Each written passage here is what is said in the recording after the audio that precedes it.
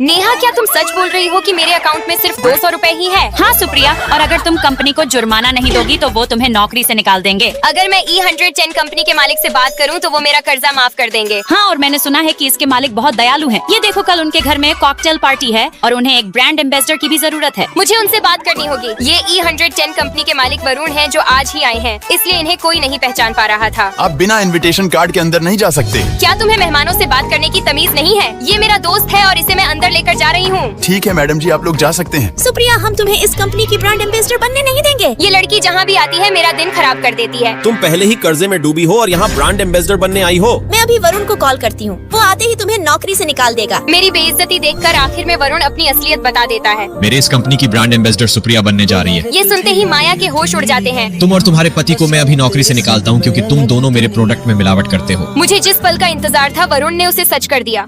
रागिनी, जल्दी से हमें चाय दो। आपकी चाय आ चुकी है। मेरे चाय देने का तरीका देखकर आप लोग हैरान हो जाएंगे, क्योंकि इस तरह चाय आपको कोई नहीं दे सकता। ये चाय है या कुछ और? क्या तुम यहाँ कलाबाजी करने आई हो? भाई, ये चाय तो सच में बहुत लाजवाब है। आपकी बेटी की खातिरदारी से मैं बहुत खुश हो गया हूँ, इसलिए आज से हम लोग मिलजुल कर काम करेंगे। ये मेरा बॉयफ्रेंड है जो आज मुझसे मिलने के लिए आया है। मिस्टर राघव, आप इस कंपनी में क्यों आए हैं? मुझे रागिनी से मिलना है, लेकिन किसी को पता नहीं चलना चाहिए कि मैं यहाँ आया हूँ। भेष बदलने के बाद लग रहा है कि मैं इस कंपनी का एम्प्लॉय हूँ। सुनो लड़के, इस फाइल को जल्दी करके दो। मुझसे नहीं हो पाएगा। अगर तुमसे नहीं होगा तो जाकर टॉयलेट साफ करो। अपनी बेटी के सामने अंकल ने इज्जत खराब कर दी। मुझे यकीन नहीं हो रहा है कि मैं टॉयलेट साफ कर रहा हूँ। तुम मुझसे क्यों मिलना चाहते हो? मैं तुम्हें बहुत दिनों से ढूंढ रहा था और आज तुम मिल गई। अरे जल्दी हटो, कस के लगी है। लेकिन यहाँ तो कुछ और चल रहा है। तुम लोग लगे रहो, मैं दूसरे में चला जाता हूँ। तुम्हें मुझसे आखिर क्या चाहिए? मैं तुम्हारे बिना नहीं रह सकता, इसलिए आना पड़ा। तुम कसम खाओ कि अब मुझे परेशान नहीं करोगे, वरना दोबारा तुम्हें माफ नहीं करूंगी। जी मैडम, आप जैसा बोलेंगी मैं वैसा ही करूँगा। इस तरह मैं राघव के साथ दोबारा रिलेशनशिप में आ जाती हूँ।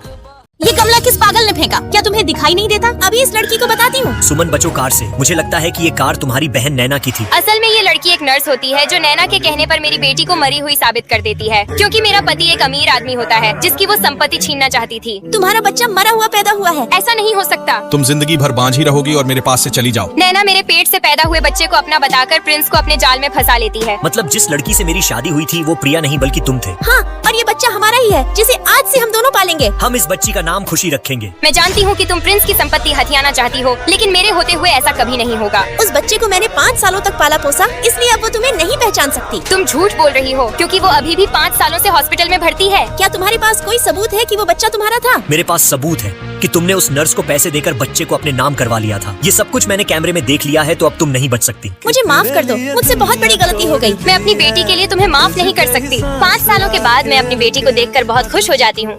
काजल, मैं शहर पहुंच चुकी हूं और बहुत जल्द तुमसे मिलने वाली हूं। मम्मी, कोई बचाओ मुझे। ये क्या किया मैंने? इतनी महंगी कार को टक्कर मार दी। बॉस, ये तो पल्लवी है। वो गलती से टक्कर लग गई। उसे बताना मत कि मैं इस कार में हूँ। मुझे आपकी कार के नुकसान के बदले में कितने रुपए का जुर्माना देना होगा? हमें इसकी कोई जरूरत नहीं है। आजकल के लोग सच में बहुत दयालु हो गए हैं। मुझे ऐसा क्यों लगता है कि ये कार मिस्टर मानव की थी, जिससे इस पल्लवी की शादी होने वाली है। ये मेरी दोस्त है जो मुझसे बहुत जलती है और दिखावा भी उतना ही करती है। तुम्हें पता होगा कि आज तुम्हें एक लड़के के साथ ब्लाइंड डेट पर जाना है। पता नहीं वो मुझे पसंद करेगा कि नहीं। क्या आप वही है जिसके साथ मेरी शादी होने वाली है? अभी शादी में बहुत समय है। अगर तुम कहो तो मैं अभी शादी करने को तैयार हूँ। इतनी जल्दी करने की कोई जरूरत नहीं है। जल्दी शादी करेंगे तभी तो बहुत सारे बच्चे होंगे। ये मेरी माँ ने किस गवार को भेज दिया है? तुम रोना बंद करो और जाकर इन्हें लोगों में बांटो। काजल, मुझे ये स्कर्ट बहुत छोटी लग रही है। तुम्हें अगर बहुत सारे पैसे कमाने हैं तो इतना करना पड़ेगा। मेरी दोस्त ने मुझे पैसों में बेच दिया था, लेकिन तभी मेरा मंगेतर आकर मुझे बचा लेता है। मुझे अब अपने गाँव जाना होगा। तुम कहाँ जा रही हो मैडम? आज रात में हमारी शादी है।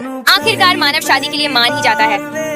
आज हमारे कंपनी के नए मालिक आने वाले हैं और मैंने सुना है कि वो बहुत सुंदर दिखते हैं। लगता है कि हमारे मालिक अपनी महंगी कार से आ चुके हैं। ये तो वही लड़का है जिससे मेरा ब्रेकअप हुआ था। मालिक, आपका स्वागत है। अगर ये मुझे देख लेगा तो बवाल हो जाएगा। मैंने तुम्हें देख लिया है, तो जल्दी से मेरे ऑफिस में आओ। मिस्टर मयंक, क्या आपने मुझे बुलाया? जी हाँ, क्योंकि मैं अपनी पुरानी गर्लफ्रेंड से मिलना चाहता था। मैंने जिस समय तुम्हें छोड़ा था उस समय तुम बहुत गरीब थे। ऐसा है तो ठीक है, जितनी जल्दी हो सके मुझे इस फाइल का सारा काम चाहिए, नहीं तो मैं तुम्हें नौकरी से निकाल दूंगा। तुम ये करके मुझसे अपना बदला निकाल रहे हो। मैंने जो बोला है वो जल्दी से करो। कविता, क्या तुम्हें पता है कि मायरा पहले बॉस की गर्लफ्रेंड रह चुकी है? मुझे इससे कोई फर्क नहीं पड़ता, क्योंकि मयंक सिर्फ मेरा है। ये मैं कहाँ आ गई? तुम बेहोश होकर गिर गई थी, इसलिए ये पानी पी लो। मुझे यहाँ क्यों लाए हो? मैं तुमसे बाद में मिलता हूँ। अभी भी तुम पहले जैसे हो। जब भी झूठ बोलते हो तो शर्मा जाते हो। मायरा, तुम जब हमारे साथ काम नहीं कर सकती तो तुरंत बाहर निकल जाओ। मेरे ख्याल से बाहर तुम्हें निकलना चाहिए। मयंक, ये लड़की काम के समय बाहर जाकर मछली पकड़ने लगती है। मैंने मान लिया कि मायरा ऐसा करती है, तो क्या तुम इस कंपनी के नाम पर फ्रॉड नहीं करते? मयंक, पहले मेरी बात तो सुनो। तुम निकल जाओ यहाँ से।